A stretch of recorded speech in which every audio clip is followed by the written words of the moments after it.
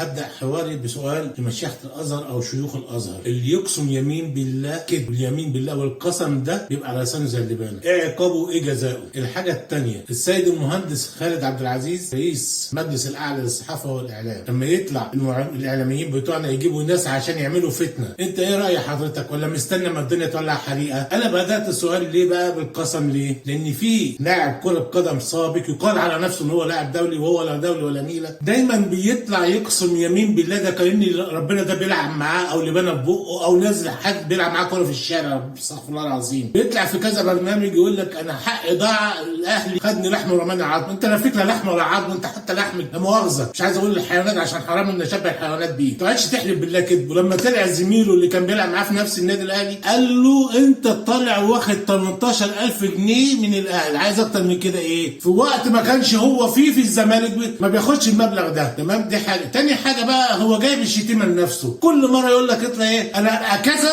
لو النادي ده ما خدش الدوري، قولوا عليا ان انا لا مؤاخذه لو بيراميدز ما خدش الدوري، قولوا عليا انا ما بفهمش ولا بعرف كوره لو الزمالك ما خدش الدوري ده السنه اللي فاتت والسنه اللي قبليها. يا اخي ده انت جبت الشتيمه واللعنه، انت خليت حيوانات الشارع كلها بقت تشتمك، ده انت ما بقتش ليك قيمه ولا ليك كرامه. عيب، ما يصحش تاني ان انت تهين نفسك. ادام انت راجل كذاب وبتنافق يبقى بلاش تطلع. واصل العيب مش عليك، العيب على الاعلاميين اللي بيجيبوك. وانا بقول لك كده، والسلام عليكم ورحمه الله.